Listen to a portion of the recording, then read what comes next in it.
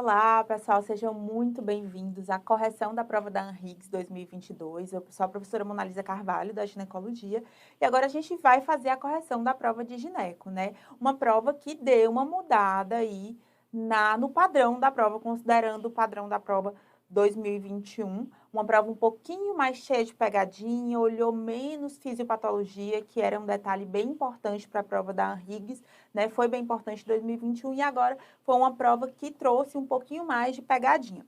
Vamos lá, então, corrigir as nossas questões. Questão 51, vou jogar aqui na tela para você. Então, uma paciente de 28 anos, sexualmente ativa, com uma área acetobranca, tá? Área acetobranca com pontilhado fino, e aqui eu tenho uma citologia em meio líquido. Então, vamos começar as nossas considerações sobre essa colposcopia. Então, fez uma colposcopia, por que ela fez a colposcopia? Beleza, ninguém sabe, mas é uma área acetobranca com pontilhado fino. Isso é um achado anormal menor. Então, você já vai um pouco tendencioso olhar a sua citologia e encontrar uma alteração HPV induzida. E é justamente isso que tem aqui na nossa citologia. Vou jogar aqui na tela para você novamente. Então, observa aqui, eu tenho uma célula escamosa. Olha aqui em cima, eu tenho uma célula escamosa normal, mas uma célula intermediária, com uma célula com citoplasma grande, núcleo pequeno. E aqui eu já tenho uma célula com núcleo aumentado, eu tenho uma superposição celular. E aí eu tenho um citoplasma ainda grande, mas eu não tenho um núcleo aumentado. Talvez eu tenha uma binucleação, uma cromatina com distribuição grosseira. Então, isso é muito característico da infecção HPV induzida. Então, a nossa resposta é sim, o papilomavírus humano, e isso está na alternativa C. Então, uma questão para você lembrar as alterações HPV induzidas, uma questão que, se você souber a imagem, e mesmo não sabendo, sabendo que isso é um achado anormal menor, que pode sugerir uma lesão de baixo grau, pensar um pouco mais no HPV, tá bom? Vamos para a próxima questão, então. Questão 52, uma questão ainda no tema rastreamento do câncer de colo uterino, mas aí ele está falando sobre a coleta da colpocitologia oncótica. Vou jogar aqui na tela para você. Então, o que, que a gente tem?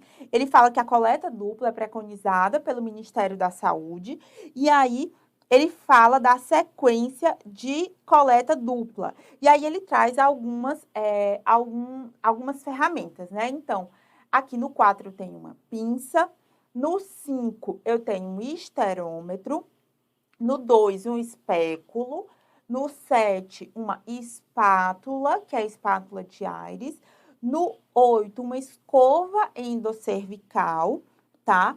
Que é a Citobrush. No 3 eu tenho um fixador e no 1 eu tenho a gaze, né? Certo?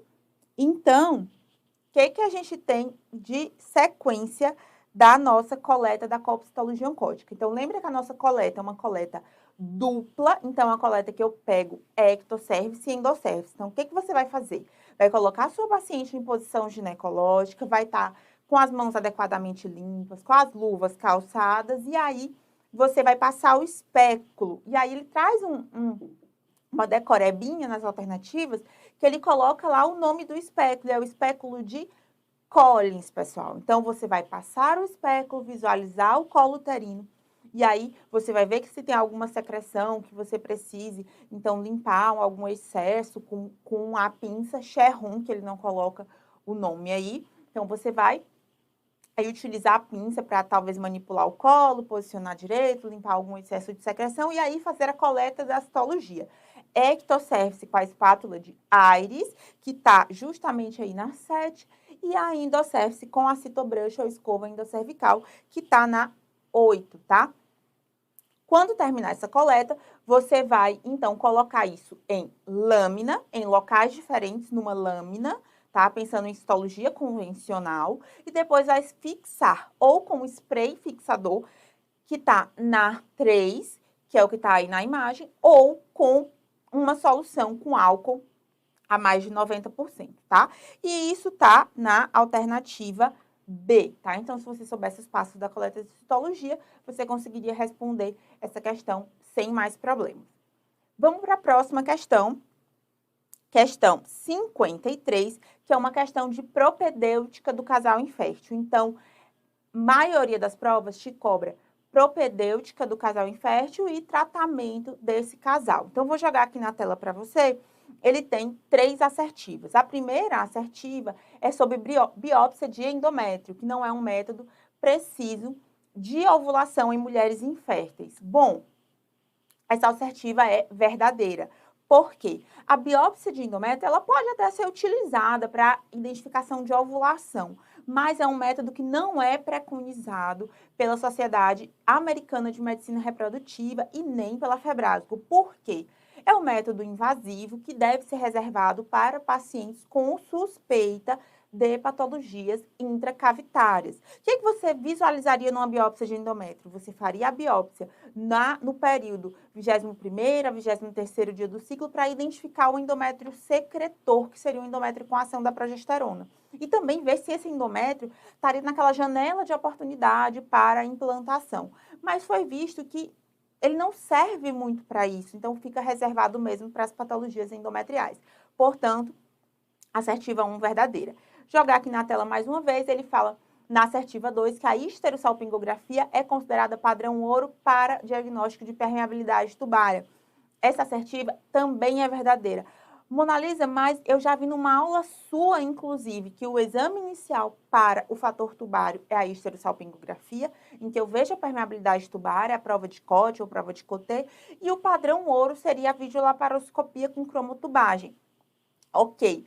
Só que a gente está falando do fator tubo peritoneal. Se você não tem uma indicação precisa de laparoscopia, você não vai indicar esse exame apenas para avaliação da permeabilidade tubária, considerando somente a permeabilidade tubária numa paciente que não tem indicação de laparoscopia, o exame padrão ouro é a histerosalpingografia, que são radiografias seriadas após a injeção de contraste na cavidade uterina, para que você veja a passagem desse contraste fluindo pelas tubas para a cavidade abdominal, tá bom? Então, 1 e 2, correta. Vamos para 3.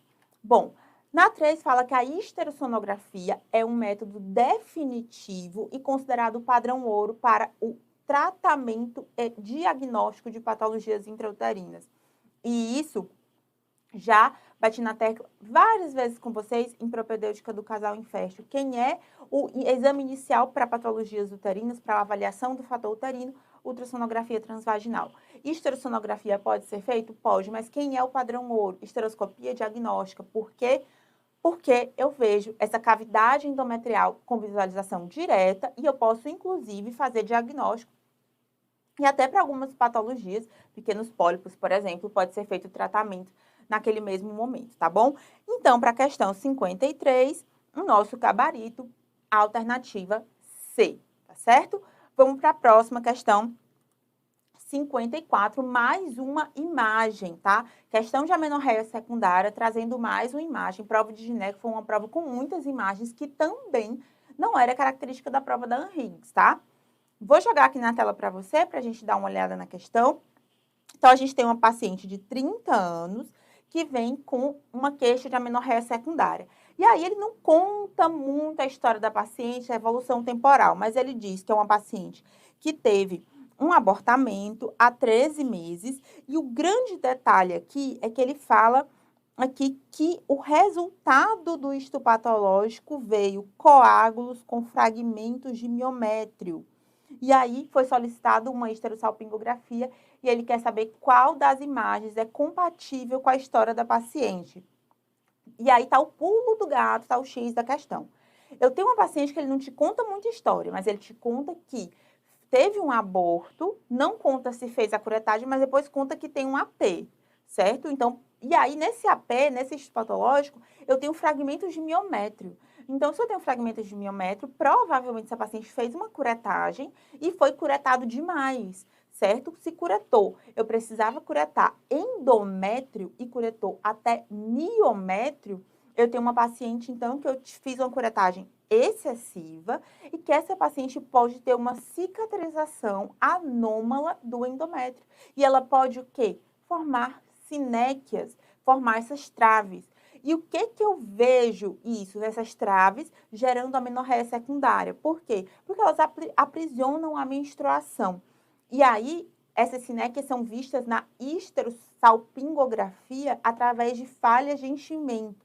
É o exame padrão ouro para o diagnóstico de síndrome de Asherman, que é a presença dessas sinéquias intrauterinas? Não, não é o padrão ouro. O padrão ouro é a esteroscopia. Mas o que que eu vejo na esterossalpingografia? Eu consigo ver falhas de enchimento. Então, eu vou ver esse útero, mas não muito bem delimitado após a injeção do contraste. Então, qual é a alternativa? Jogando aqui novamente na tela, em que eu tenho falhas de enchimento. É na alternativa A. Observa aqui que eu não tenho útero bem formado, eu tenho um enchimento estranho. Aqui na alternativa B, por exemplo, eu vejo uma hidrossalpinge bilateral. Então, a única alternativa que eu consigo ver que esse útero ele se enche, mas ele se enche de forma falha, é na 1. Na 3, eu vejo esse útero cheio, mas um pouco rotacionado, né, numa posição mais alterada. No 4, não tem nada. Então, a alternativa é que eu tenho falha de enchimento. Então, é a alternativa A, imagem 1, tá bom? Aí, vamos então para a próxima questão, questão 55, que é uma questão de climatério. Ele pergunta o que está relacionado ao hipoestrogenismo no climatério. Na primeira assertiva, ele fala de alterações de humor e declínio de função cognitiva. Isso está lá na diretriz da Sociedade Brasileira de Terapia Hormonal, tá bom? Na diretriz lá de Sociedade de Climatério e Terapia Hormonal, da SOBRAC, tá lá isso. Então, assertiva 1 verdadeira. Assertiva 2, fogaços e suores noturnos, o mais clássico. Tenho certeza que você não errou a assertiva 2, porque lembra que o estrogênio ele é responsável por causar hipotermia do sistema nervoso central, tá?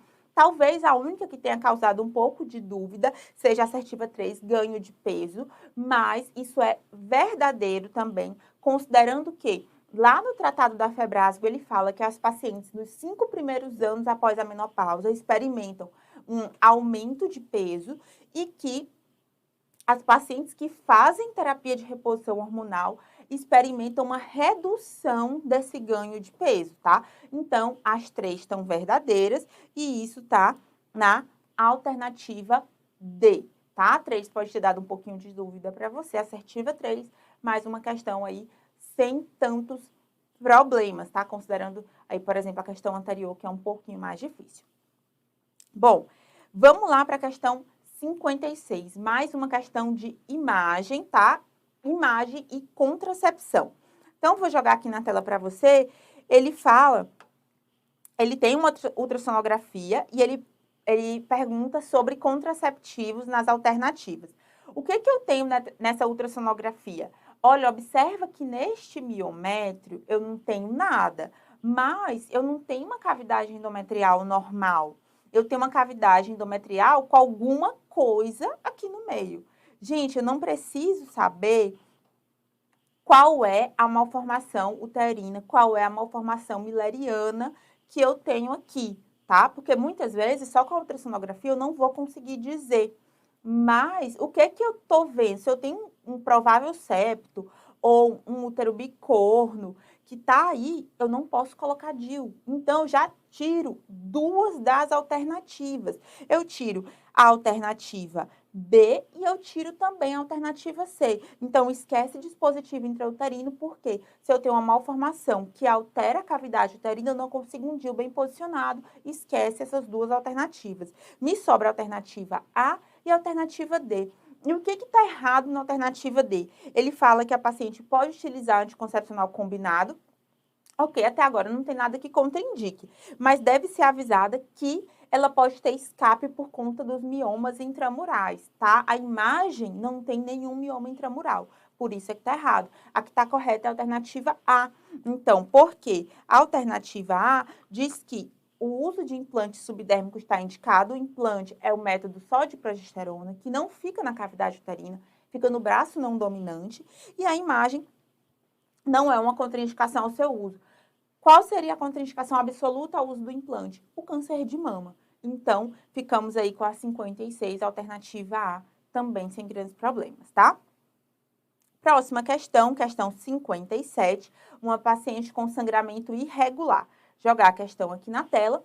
Eu tenho uma paciente de 42 anos, no MENACME, com uma queixa de sangramento irregular, certo? A paciente não tem diabetes, não usa medicamentos, tem um IMC de 25, então tá aí no sobrepeso.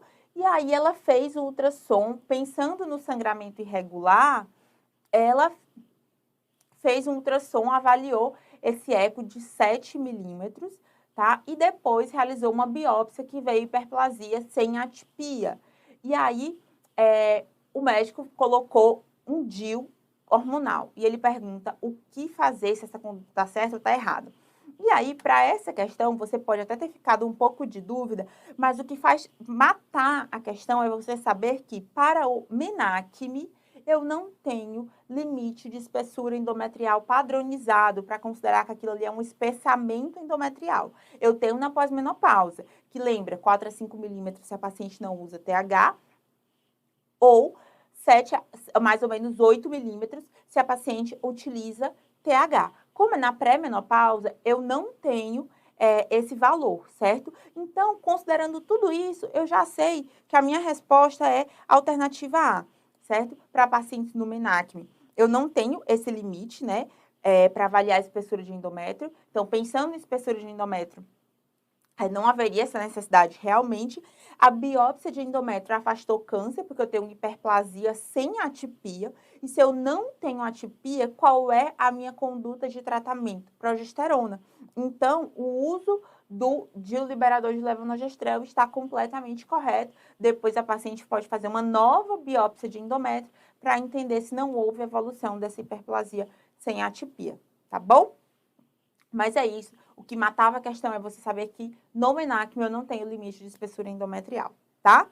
Vamos então para a próxima questão, que é uma questão que tem um gráfico, mas que esse gráfico, ele não vai, ele fala de diferença significativamente estatística, e aí você já fica pensando, poxa, eu preciso saber muita coisa daqueles detalhes de preventiva, mas não, tá? É um gráfico para você só ter uma noção de que a sua paciente tem 30 anos com dismenorreia progressiva.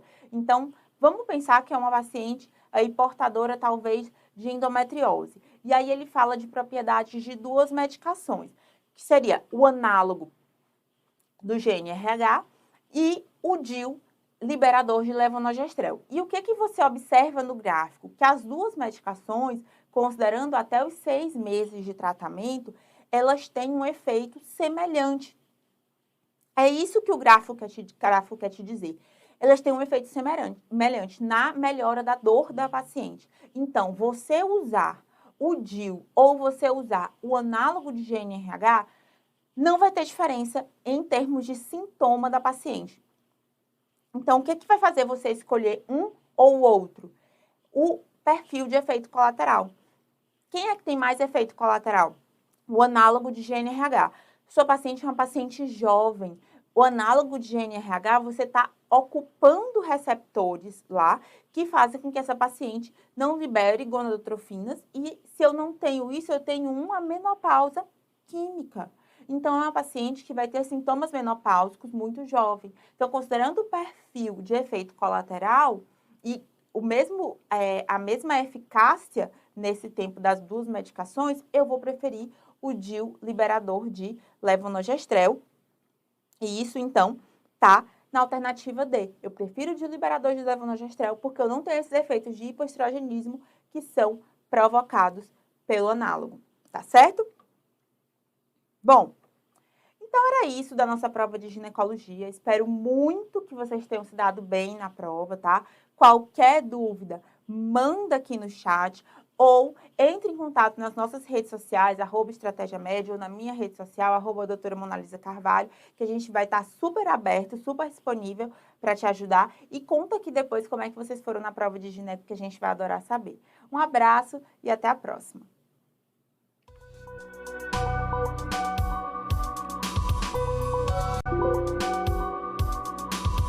Olá, estrategistas! Estamos aqui para corrigir as questões de obstetrícia da ANRIGS. Eu sou a professora Natália Carvalho, junto com a professora Marina, com a professora Ana, a gente resolveu a prova da Anhiggs agora para vocês, né? A prova terminou à 13h, a gente já está aqui com todas as respostas de obstetrícia para vocês. Então vamos resolver aqui questão por questão, vamos ver se vocês acertaram. Eu achei que essa prova não estava tão difícil, foram questões que a gente abordou nas revisões, nas nossas revisões dessa última semana, questões também que estavam ali explícitas nas nossas aulas, nos nossos livros do extensivo, nas nossas aulas do extensivo, nas nossas aulas do intensivo, então não caiu nenhum tema que a gente não tenha abordado, então isso é um ponto muito positivo, tá? Então eu acredito aí que os nossos alunos, quem nos acompanha, tenho certeza que vocês foram bem nessa prova de obstetrícia. Então vamos começar? Então questão 41. Na questão 41, o examinador quer saber sobre diabetes pré-gestacional. Então, o que ele fala sobre diabetes pré-gestacional? Né, afirmativa 1, realizar rastreamento de malformações com ultrassonografia morfológica entre 20 e 24 semanas, correto, porque na diabetes pré-gestacional a gente tem um risco maior de malformações fetais, principalmente se a gestante tem uma hemoglobina glicada acima de 6,5, né? Então, se ela engravida com uma hemoglobina glicada alta, a gente tem mais chance de ter uma formação fetal, então por isso que precisa fazer obrigatoriamente o ultrassom morfológico. Vamos lá, se houver complicações vasculares maternas, o Doppler umbilical deve ser realizado a partir de 26 semanas, correto também. Por quê? Porque quando a gente tem vasculopatia, a gente tem mais risco de insuficiência placentária, então a gente precisa fazer o acompanhamento desse feto, acompanhamento da vitalidade fetal com Doppler, com perfil biofísico fetal, com cardiotocografia, então a alternativa 2 também está correta. E a alternativa 3, deve-se realizar ultrassonografia obstétrica seriada a cada 2 semanas, não, é a cada 1 mês, a cada 4 semanas, tá? A partir de 24 semanas para avaliar o crescimento, então, para avaliar o crescimento a gente tem que fazer ultrassonografia a cada 4 semanas, uma vez por mês, tá? Então, a alternativa correta, a alternativa C, apenas 1 e 2 estão corretas, tá? Vamos lá para a próxima questão, questão 42. Na questão 42, ele quer saber sobre vacina na gestação. Então, ele quer saber, segundo o protocolo do Ministério da Saúde, qual vacina deve ser evitada, tá? Então, ele coloca aqui difteria. Difteria deve ser evitada? Não, né? A gente dá DTPA para todas as gestantes. Então, DTPA tem difteria, tétano e coqueluche. Então, a gente já, sabendo que tem que dar DTPA, a gente já excluiria essas 3 e já saberia que sarampo está contraindicado. Então, o sarampo não pode realizar na gravidez, a gente toma essa vacina pela tríplice viral, então não pode ser realizado sarampo, a vacina contra sarampo na gravidez, tá? Então, a alternativa correta, né, como eu falei aqui, ó, tríplice viral não pode ser realizado na gravidez, além disso, varicela, poliomielite e vacina de HPV, tá? Então, a alternativa correta, que deve ser evitada na gravidez, é a alternativa B, sarampo, tá? Vamos lá, próxima questão, questão 43. Na questão 43, ele fala sobre parto tactóxico ou parto precipitado. Então, ele quer saber o que está relacionado. Vamos lá, alternativa A, uma dilatação ativa entre 4 e 6 horas, imprimíparas, não, né? O parto tactóxico é que ele corre com menos de 4 horas. Então, essa está errada. Uma curva de dilatação que se distancia para a direita, não. Lembrar aqui do partograma, né? A gente tem um partograma, a gente tem a linha de alerta, a linha de ação. O parto tactóxico é aquele parto que a dilatação é desse jeito. Então, ela se aproxima mais da esquerda, não da direita, tá? Então, ele fica mais distante, né, da linha de alerta, tá? Então, tá errado. Distócia diagnosticada frequentemente de maneira antecipada, não.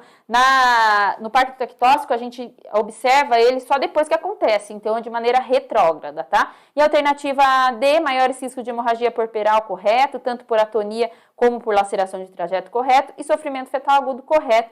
Então, a alternativa correta, a alternativa D da questão 43. Vamos para a próxima questão 44. Na questão 44, ela fala de uma paciente de 19 anos que chega na emergência com queixa de dor e sangramento vaginal. Fez um ultrassom transvaginal que foi representado abaixo. Então, o que a gente vê nesse ultrassom? Então, aqui, ó, a gente vê o útero, tá?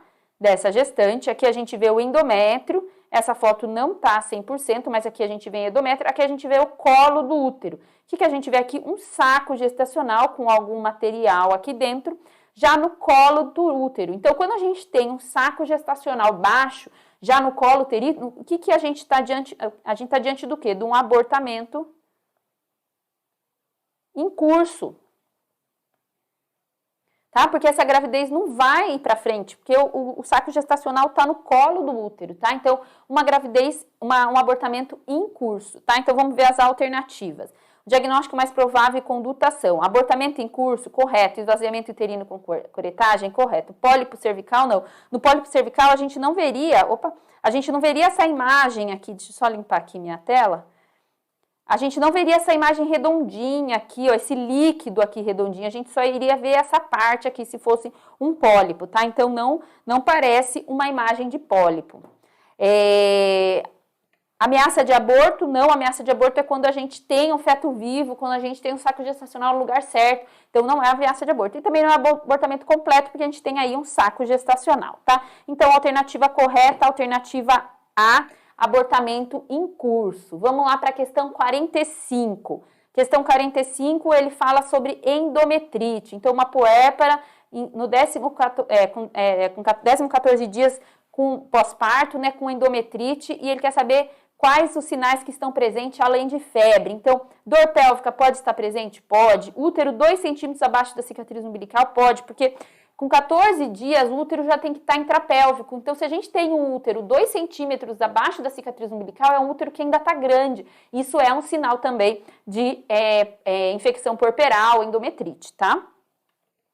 Locus fétito, correto. Então, correta alternativa D, né? A 1, a 2 e a 3 estão corretas na questão 45. Então, só para a gente lembrar aqui, para ilustrar, então a gente tem febre, dor, útero amolecido, hipoinvoluído e loqueação fétida, tá? Então, todas as afirmativas estão corretas nessa questão. Então, alternativa correta, alternativa D. Vamos lá para a questão 46. Na questão 46 ele fala, segundo o Colégio Americano de Ginecologia de Obstetras e Ginecologistas, a monitorização fetal baixa é classificada como categoria e dá uma cardiotoco. Então, o que a gente vê nessa cardiotoco? Então, a primeira coisa que a gente vê aqui, né, aqui é 180, aqui é 150. Então, a gente vê que a linha de base está em mais ou menos uns 170.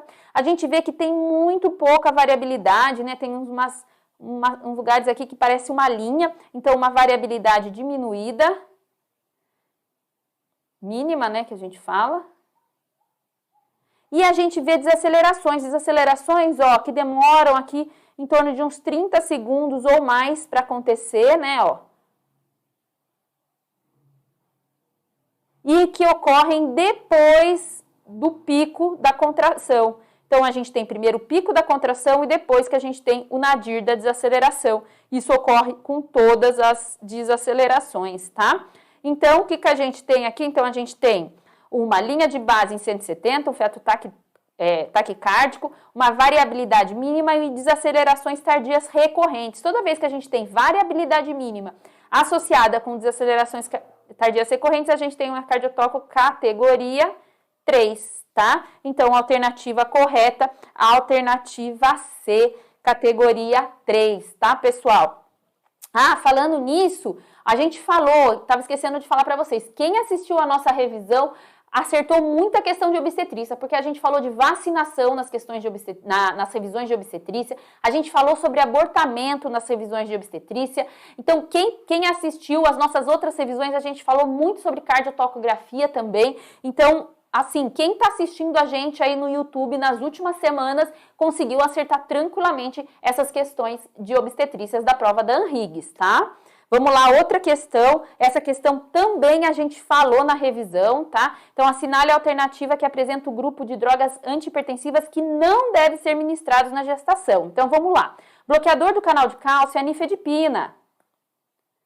Então, a nifedipina pode ser administrada na gravidez. Inibidores adrenérgicos de ação central também podem ser administrados na gravidez, né? Até coloquei aqui, ó, metoprolol, pindolol, atenolol, metoprolol, pindolol são bloqueadores adrenérgicos centrais que podem ser administrados na gravidez. Inibidores da enzima de conversão da angiotensina? Não. Essa é uma medicação que é contraindicada na gravidez porque pode causar malformação fetal. E os diuréticos tiazídicos, eles devem ser evitados, mas eles não são totalmente contraindicados na gravidez, tá? Então, a medicação que a gente sabe que é 100% contraindicada na gravidez são os inibidores da enzima conversora de angiotensina, tá? Então, a gente tem aqui essa tabela que eu coloco em muitas aulas, né? Então, quais são os permitidos? Então, os alfa-2 agonistas, metildopa, por exemplo, beta-bloqueadores adrenérgicos, como metropolol, pindolol, e os bloqueadores de canal de cálcio, como a nifedipina e nalodipina. Os 100% proibidos, né? Os inibidores da enzima conversora de angiotensina, os antagonistas dos receptores de angiotensina e os inibidores diretos de renina, tá? Então, quem vem nos acompanhando aqui acertou também essa questão correta, alternativa C. Beleza, pessoal? Vamos lá para outra questão, questão 48. Na questão 48, ele fala sobre gemelaridade. Ele quer que a gente relacione a coluna 1 à coluna 2, associando o tipo de placentação da gemelaridade à linha de tempo em que ela ocorre. Então, ele quer saber quando que ocorreu a divisão, né? Para ocorrer o tipo de placentação. Então, vamos só relembrar aqui. Opa, já dei aqui a resposta. Mas então, vamos lá. Gestações dicoriônicas diamnióticas são aquelas que ocorre a divisão muito rapidamente. Então, a gente tem uma gestação monozigótica, que tem um zigoto só, e quando esse zigoto se divide, né, em uma gestação gemelar, quando a divisão ocorre muito precocemente, a gente tem uma gestação dicoriônica diamniótica. Então, entre 1 e 3 dias é uma dicoriônica diamniótica. Quando demora um pouco mais, a gente vai ter uma monocoriônica diamniótica. Então, entre 3 a 8 dias, a gente tem uma monocoriônica diamniótica e, se passar de 8 dias, a gente vai ter uma monocoriônica monoamniótica, tá? E se passar de 13 dias, a gente vai ter uma gemelaridade conjugada, tá? Até coloquei aqui para vocês. Então, se a gente tem até 72 horas, né, até 3 dias, é uma dicoriônica diamniótica, de 4 a 8 dias monocoriônica diamnióticas e a partir de 8 dias monocoriônica monoamniótica, tá? Então, alternativa correta, alternativa A, tá? Então, a sequência era A, B e C. Tá, pessoal? Vamos lá para a questão 49, a gente está acabando aqui as questões de obstetrícia. Assinale assertiva abaixo em relação às infecções na gestação. Infecção na gestação a gente também falou na nossa revisão, nas nossas revisões aí dessa última semana, tá? Então, vamos lá. O risco de transmissão na soroconversão para toxoplasmose aumenta com o evoluir da gestação? Correto. Então, quanto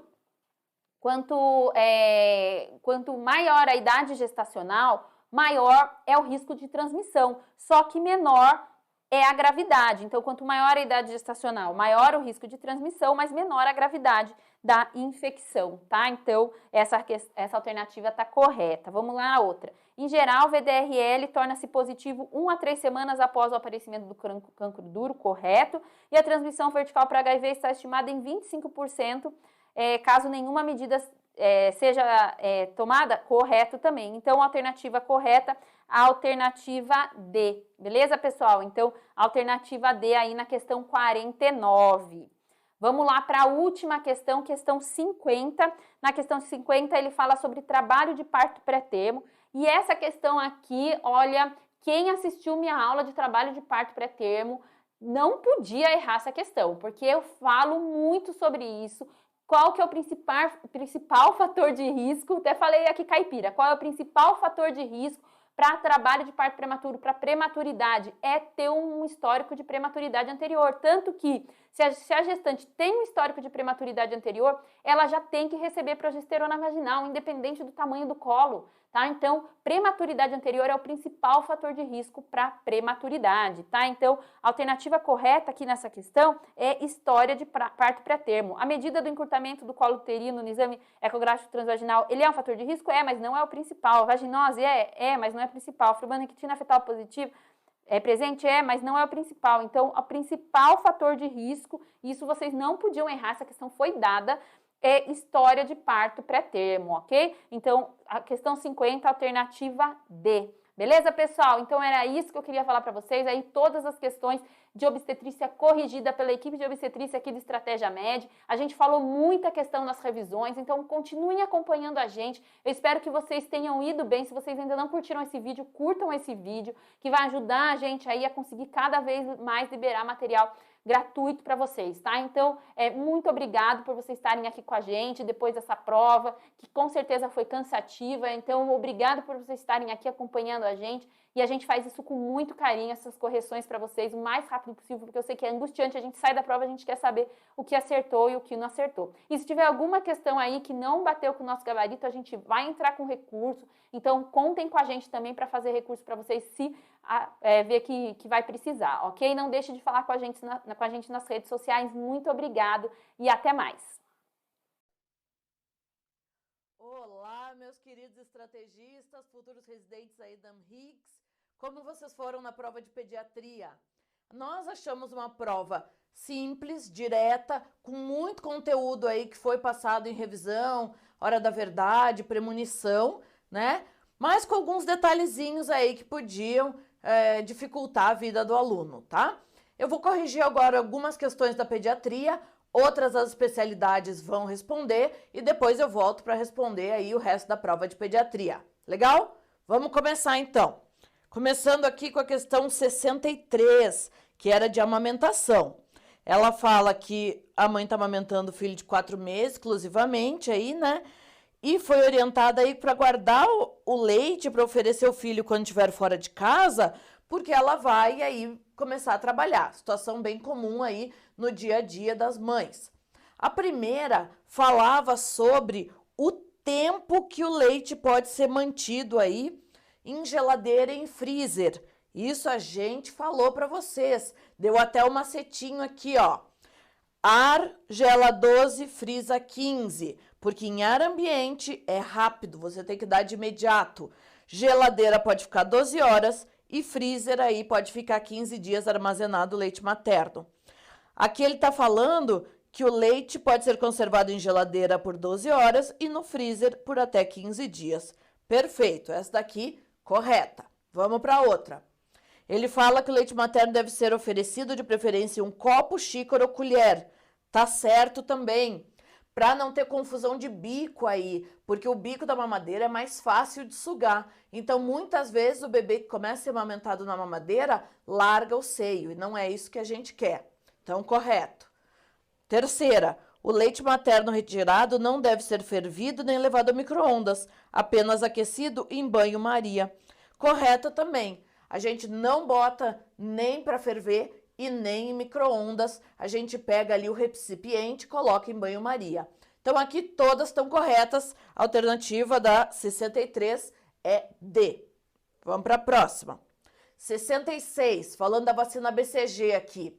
Ele começa falando um detalhezinho, assim, que eu achei desnecessário, tá? Mas vamos lá. Ele fala que a resposta protetora leva aproximadamente 12 semanas. Isso está correto aí. Se vocês forem pegar lá a Sociedade Brasileira de Imunizações, ela fala isso, que a resposta protetora leva mais ou menos aí 12 semanas, podendo se estender até 24 semanas. 12 semanas é o tempo que eu faço aí de começar a lesão até ela ficar em cicatriz. Geralmente leva 6 a 12 semanas. Então isso daqui tá correto. É um detalhezinho, né? Infelizmente. A outra a gente falou, bateu e rebateu aqui várias vezes, que é que recém-nascido pré-termo deve pesar 2 quilos aí para receber a BCG. Tá certo também, né? Criança, independente de ser termo ou de ser pré-termo, se não tiver 2 quilos, não faz a BCG. Ela vai esperar aí ter essa idade para ir vacinar. E por fim, ela fala que é aplicada ao nascer e aos 6 meses? Não, ela é aplicada em dose única aí ao nascimento. Legal? Então, aqui estava certo a 1 e a 2. Gabarito B. Vamos para a próxima. Vamos falar da 70 agora. O que a 70 nos trazia? A 70 falava que era um lactente de 10 meses, trazido a história de febre há 3 dias, em uso de amoxicilina desde a noite anterior. E a mãe diz que apareceu uma mancha no corpo que ela diz que é uma alergia ao antimicrobiano, já que, presta atenção aqui, a febre apareceu logo aí na primeira administração do medicamento. O que ele tá? Em bag, ativo, ele tem uma orofaringe hiperemiada e ele tem lesão macular em relevo e tronco. Isso é uma história muito comum aí no dia a dia da pediatria. É uma criança que está com febrão aí, está fazendo febre. Os pais levam no pronto atendimento, o médico vê ali que a garganta está vermelhinha, né? E começa um antibiótico. A gente sabe que a amidalite é difícil de acontecer em menores de 2 anos. E só a hiperemia não quer me dizer que isso é uma amidalite bacteriana. Mas mesmo assim, eles dão antibiótico, eles dão amoxicilina para a criança. E aí, logo na primeira dose, a criança fez o exantema. O que é isso? A criança está fazendo febre, de repente a febre parou e surgiu o exantema. Isso é clássico de exantema súbito. Então, aqui eu tenho uma criança com quadro de exantema súbito ou roséola infantum, né? E é uma doença viral, benigna, autolimitada. A criança está em bom estado geral, ela não tem nada. Se fosse para eu pensar aí numa alergia, ele ia me trazer um edema, um angedema, um edema de lábios, bastante prurido. Não é o nosso caso, né? Isso daqui, o diagnóstico mais provável é de um exantema súbito. Não precisa antibiótico. Então, aqui, ó, na C e na D eles falam de exantema súbito, né, que é a roséola. Só que na C ele fala para manter o antimicrobiano, não precisa, é viral. E na D, suspende o antimicrobiano, mantém a observação, revisar se retornar a febre ou alteração de caso clínico. Perfeito, letra D. Na A e na B, ele fala aí de reação alérgica. Não, o que provavelmente aconteceu é que confundiram aí o quadro de exantema súbito com uma amidalite bacteriana. Vamos para frente. Falando aqui de reanimação cardiopulmonar. Questãozinha bem decorebinha essa, né? Ele fala que na reanimação aí de criança, a partir de 1 aninho, até a obtenção da via aérea avançada, quando realizada por 2 ou mais reanimadores, qual que é aí a relação ventilação-compressão? É 15:2, tá? Se fosse um só reanimador, seria 30:2, mas não, aqui é 15:2 quando eu estou falando de 2 reanimadores. Bem decoreba, mas tá. Letra A. Vamos falar agora da 72. Eu falei para vocês que não dá para ir para a prova de residência sem conhecimento do calendário vacinal. Mas essa aqui, bem simples também, né? Ele fala, ó, de um bebê de 5 meses e 10 dias e traz a carteirinha. Quando você olha a carteirinha, vê que ele fez só BCG e hepatite B. Ou seja, ele precisa aí completar a vacinação dele. Vamos dar uma olhada no nosso calendário vacinal. Olha aqui. Eu tenho uma criança de 5 meses e 10 dias, então até aqui, ó, ela tem que ter feito.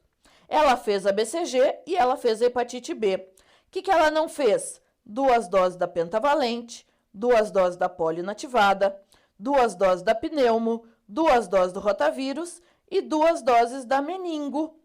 Só que ela não pode fazer a vacina do rotavírus, porque a vacina do rotavírus tem idade limite. A primeira dose do rotavírus só pode ser feita até 3 meses e 15 dias, e essa criança já passou dessa idade. Então aqui, vai fazer a penta? Vai. Vai fazer a pneumo? Vai fazer a meningo? Vai. Ele não vai fazer a rotavírus, porque tem mais de 3 meses e 15 dias. Legal? Letra B, resposta aqui da 72. 73, falando de reanimação neonatal, a gente trouxe também reanimação neonatal para vocês. A primeira, ele está falando da ventilação com pressão positiva aí para maiores de 34 semanas. Como que a gente começa? Com ar ambiente a 21% aí, que é a fração de O2 do ar ambiente, né? Então, essa daqui está correta, e maior de 34 semanas, começa com oxigênio a 21%. Na 2, tá incorreto, porque ele fala que a técnica dos 2 dedos é melhor do que a técnica dos 2 polegares. É só você parar e fazer, ó. A dos 2 dedos é assim. É chato, é cansativo, você não tem muita força. Diferente da dos 2 polegares. Dos 2 polegares, ela é melhor, menos cansativa e gera mais pressão sistólica. Então, aqui está o contrário. Essa está incorreta. Depois ele fala, quando o acesso venoso está sendo obtido, caso esteja indicado o uso de medicação, é razoável administrar epinefrina endotraqueal em uma dose maior, 0,05 a 0,1 miligramas por quilo. Perfeito, essa está correta. Quando eu vou começar e preciso começar a medicação, preciso fazer adrenalina, eu vou cateterizar, fazer um catéter venoso umbilical. Enquanto eu estou fazendo esse cateterismo, eu posso utilizar adrenalina endotraqueal uma vez só, tá? Nessa dosagem aí, ou 0,5 a 1 ml por quilo, tá? Por que eu uso uma dose maior? Porque a gente não sabe muito bem qual vai ser o efeito ali dentro. A absorção pulmonar é ruim, ela é imprevisível, então eu faço uma dose maior e faço só uma vez. Então aqui eu tinha a 1 e a 3 corretas, isso dava a alternativa D. Vamos para frente. Essa aqui um pouquinho mais chatinha, né? 75 falava sobre um recém-nascido que apresentava desde o nascimento. Com essa informação aqui, desde o nascimento, você já conseguia resolver a questão. Mas vamos continuar. Lesões vesículo-pustulosas de 1 a 3 milímetros, pequenininhas, aí disseminadas pelo corpo, rompem-se espontaneamente, deixam uma descamação em colarete aí, em volta, né? E evolui para pequenas manchas hipercrônicas. E ele quer saber qual que é aí essa lesão, tá? Vamos dar uma olhadinha aqui nas lesões que ele trouxe, quais são as características dela e por que eu disse que só com aquela característica você já podia resolver a questão. Porque quando eu falo em eritema tóxico, que é a lesão mais comum que a gente tem, ela vai aparecer entre 24 e 72 horas de vida. E ela vai fazer realmente mácula, pápula, eritematosa, essa aqui é a fotinho dela, ó. Mas ela vai surgir entre 24 e 72 horas de vida, pode demorar aí algumas semanas para desaparecer. A melanose pustulosa, ela surge ao nascimento. Então, é aquelas bolinhas, ó, aqui na figura, que a criança tem, que pode estar no corpo inteiro e que ela já nasce. Ela nasce com pequenas pápulas aí disseminadas e realmente elas podem desaparecer. Pode fazer esse halo eritematoso em colarete, que eles chamam, né? Então, a melanose pustulosa é a que vem ao nascimento, a criança já nasce com ela. Depois eu tenho a miliária. A miliária costuma ocorrer aí entre 5 a 8 dias de vida da criança. A miliária ela é relacionada ao tempo quente, obstrução aí de ducto sudoríparo. E ela pode ser cristalina ou rubra. Aqui eu tenho a miliária rubra, tá? Essa é uma foto da miliária. E vai fazer ou pápula cristalina ou pápula mais rúbrea. Mas 5 a 8 dias, não tem ao nascimento. E a acne neonatal, bem difícil de acontecer, geralmente surge aí entre a 3ª e a 4ª semana de vida e é caracterizada por espinhas, pequenas espinhas, cravos aí, que tem a ver com hormônio que passa pelo leite materno, tá? Então, qual que é a característica disso daqui? Estar presente ao nascimento. Presente ao nascimento é igual a melanose pustulosa. Não é o eritema tóxico, não é a miliária rubra e nem a acne neonatal. Legal? Já já eu volto para a gente resolver mais umas questões de pediatria. Fique aí com a gente, não nos abandone e deixem aí as dúvidas que vocês tiverem no chat. Até mais!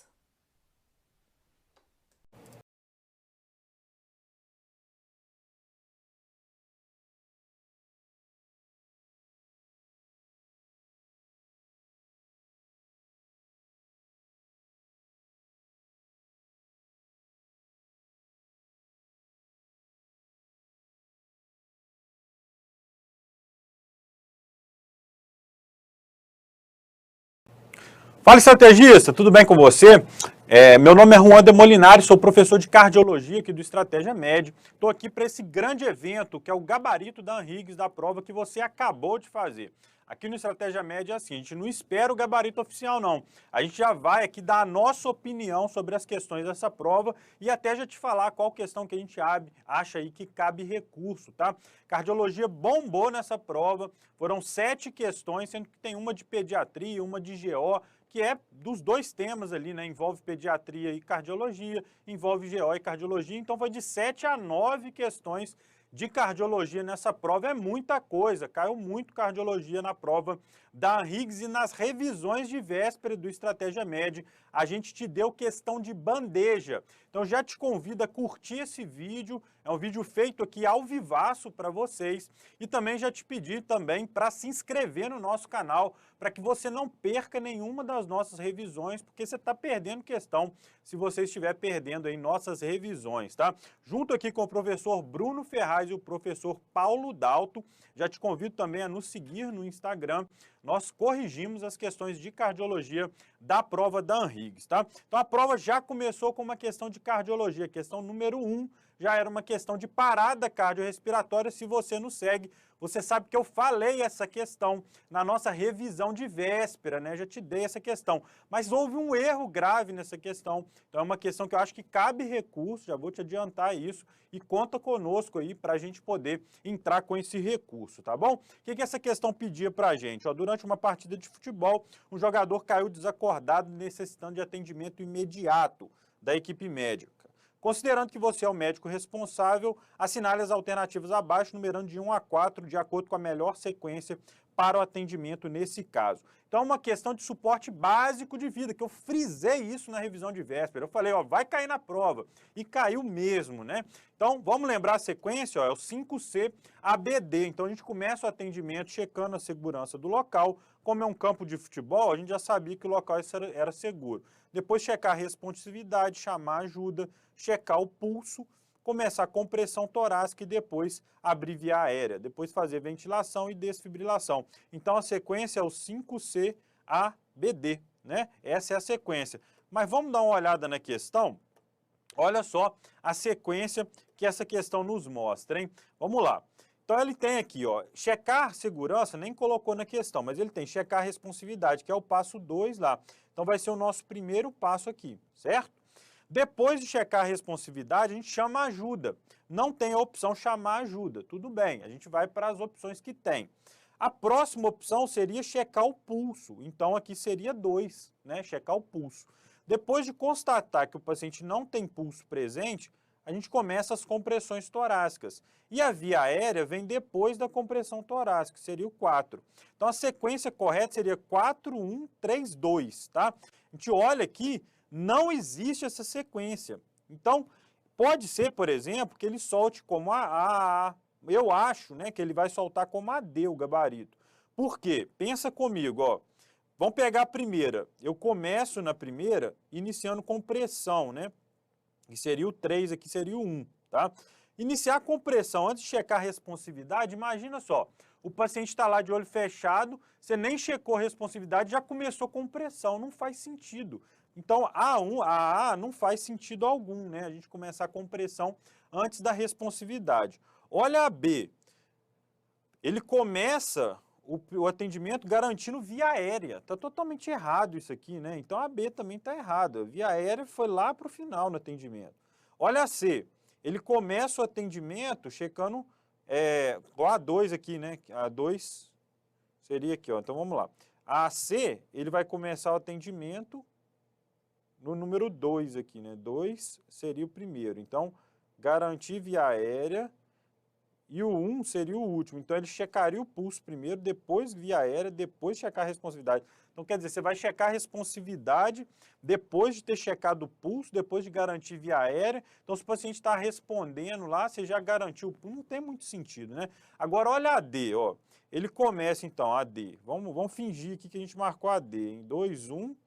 4, 3, ó, seria, primeiro passo, checar a responsividade, segundo passo, garantir via aérea, terceiro passo, checar pulso e começar a compressão.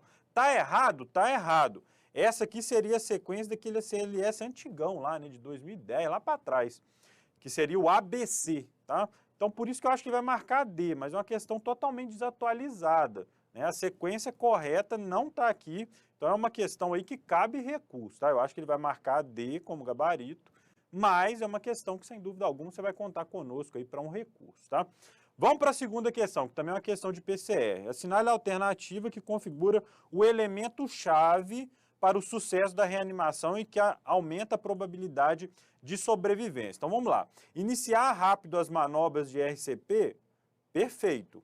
Tempo de desfibrilação garante sucesso? Garante também. Rapidez da intubação? Não. A gente sabe que a gente pode conduzir uma PCR sem intubação invasiva, né? Fazendo bolsa, válvula, máscara. Então, aqui não. Brevidade na indicação do ritmo cardíaco? Sim, né? A gente sabe que os ritmos chocáveis vão ser desfibrilados, isso garante um maior sucesso. Sabe que uma PCR cuja desfibrilação ocorre em até 5 minutos, num ritmo chocável, traz uma sobrevida de mais de 70%, em torno de 75%. Então, desfibrilação precoce muda o prognóstico. Porém, ele fala assim, ó, elemento-chave.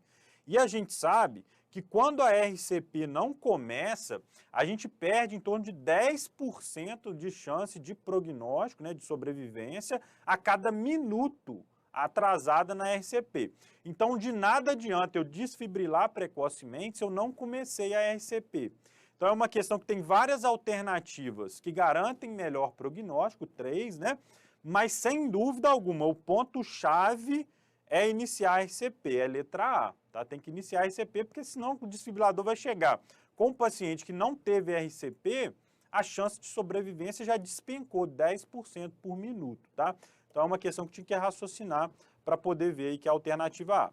A questão 7 agora é uma questão que eu também falei nas nossas revisões, tá? Eu falei lá na premonição sobre efeitos colaterais de antihipertensivo. Te dei de bandeja essa questão, se você nos segue aqui no YouTube, tá? Vamos dar uma olhada, ó.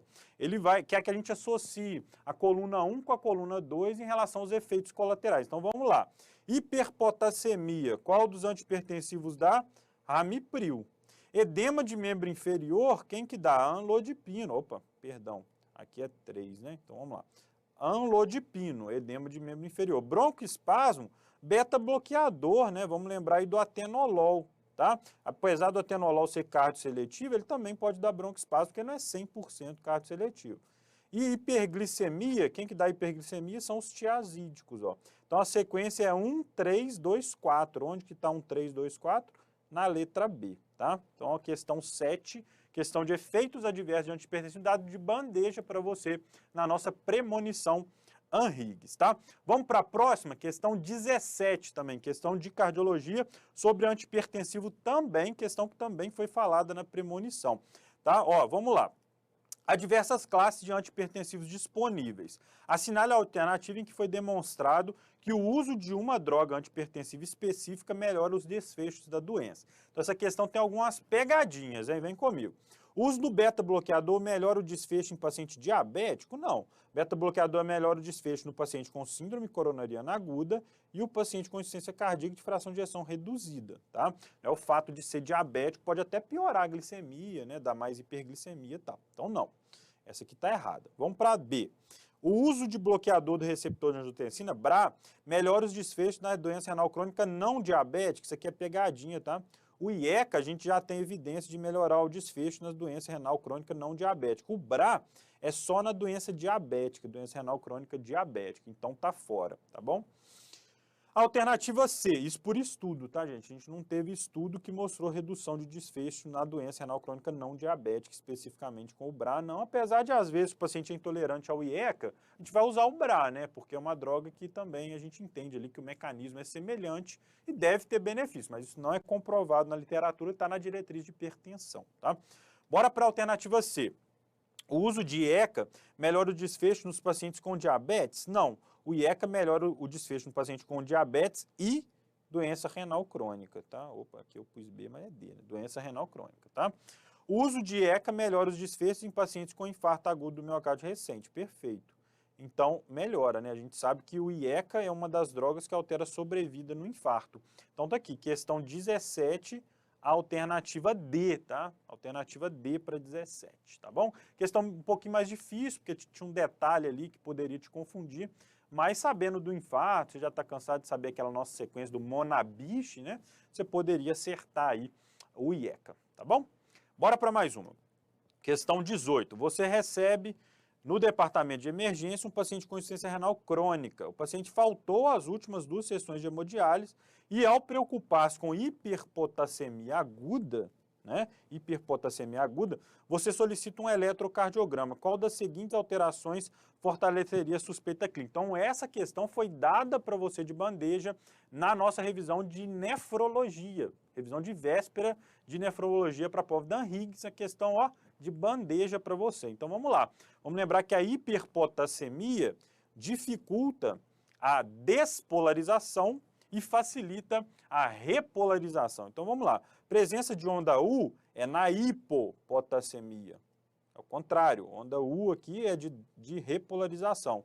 Na hipercalemia, a repolarização está facilitada. Então, achatamento da onda T, não. A onda T também é repolarização. Então, está falso. Na verdade, a onda T fica apiculada. Não é isso? Alargamento do QRS, perfeito. Porque o QRS é despolarização. E na hipercalemia, a gente tem a despolarização prejudicada. Então, o QRS fica alargado, assim como a onda P fica achatada, tá? Então, a onda P aqui, ó, não é proeminente, não. A onda P fica achatada e a T é que fica proeminente. Então, a hipercalemia vai fazer o que no eletro? Ó? Achata a onda P, apicula a onda T e alarga o QRS. Então, a alternativa correta da questão 18 é a alternativa C, tá? Bora para mais uma aqui, ó. Questão 25, questão de exames pré-operatórios. Uma questão, é um tipo de questão que sempre dá polêmica, porque as referências podem trazer conceitos diferentes. Por exemplo, na diretriz brasileira de perioperatório, que não é referência do concurso, a gente poderia marcar tanto tempo de protrombina quanto creatinina. Mas nas referências do concurso, Harrison, Sabiston, qual que seria a alternativa melhor? Ó, cirurgia de hérnia inguinal num paciente com mais de 40 anos. Então, por exemplo, a gente sabe que paciente com mais de 40 anos, a gente deve pedir creatinina, tá? Paciente com cirurgia de moderado porte, como é a cirurgia de hérnia inguinal, creatinina. Então, a alternativa correta é a letra C, tá? Bilirrubina só em suspeita de hepatopatia, né, de colestase, não tem nada disso na questão. Exame de urina só em cirurgias relacionadas ao trato urinário e pacientes que tenham também queixas relacionadas a isso, tá? Tempo de protrombina, a gente pediria em pacientes que tivessem suspeitas de coagulopatias, de hepatopatias, né? Aí é obrigatório de pedir. Na diretriz brasileira, eles falam para pedir coagulograma para todo paciente acima de 40 anos. Mas como a diretriz brasileira não é referência desse concurso, a alternativa que está na referência do concurso é a creatinina para paciente com mais de 40 anos em cirurgias de moderado porte. Mas como eu falei, é uma questão que sempre dá polêmica porque tem várias referências bibliográficas que são conflitantes. Na do concurso, a alternativa correta aqui, creatinina, tá? Bora para a próxima, questão 35, outra questão de perioperatório. Vamos aqui ver a questão. Ó, paciente de 35 anos vai na UBS e tem um diagnóstico de apendicite aguda. Apendicite aguda é uma urgência, né? O paciente é usuário de AS 500 mg, sei lá por que ele está usando isso, né? Há 3 anos, tá? Eu não sei por que um paciente de 35 anos está usando isso, né? Não sei por que ele está usando AS em dose anti-inflamatória. Enfim, é uma cirurgia de emergência? É. Então, toda vez que o paciente estiver usando a AS e for uma cirurgia de emergência, ele tem que ir para a cirurgia, né? Cirurgia imediata, não tem conversa. Não vai esperar tempos, né, para poder fazer isso. Ah, Juan, e se o paciente sangrar mais? Aí vai fazer plaqueta, vai poder tentar reverter o efeito ali do AS. Vai fazer transfusão de plaqueta e tentar reverter. Mas tem que operar. Hoje em dia, até nas cirurgias eletivas, se o paciente tem uma indicação de AS, aí a gente tinha que ver aqui qual a indicação para esse paciente. A gente tenta manter o AS, com exceção de algumas cirurgias neurológicas, algumas poucas cirurgias oftálmicas que podem ter sangramento e as cirurgias de ressecção transuretral de próstata, bexiga, né, as RTUs, né? Aí a gente tem que suspender o AS por 7 dias. No caso aqui, cirurgia de emergência, não, tem que operar, não tem jeito. E mesmo que o AS aumente a hemorragia, né, intraoperatória, a gente vai intervir nessa hemorragia ali com aquilo que a gente tem de recurso, tá? Vai fazer cauterização, vai fazer também transfusão de plaquetas, caso seja necessário. Então, cirurgia imediata para o paciente, que é o tratamento da apendicite aguda, tá bom? Vou ficando por aqui, então. Essas foram algumas questões de cardiologia. As demais vocês acompanham aí no restante da nossa revisão. Boa correção para você. Não esquece de curtir o nosso vídeo, se inscrever no nosso canal. Em caso de dúvida, ó, quer discutir uma questão comigo, é só me seguir no Instagram, @professor Juan de Molinari, vai ser o maior prazer. Um abraço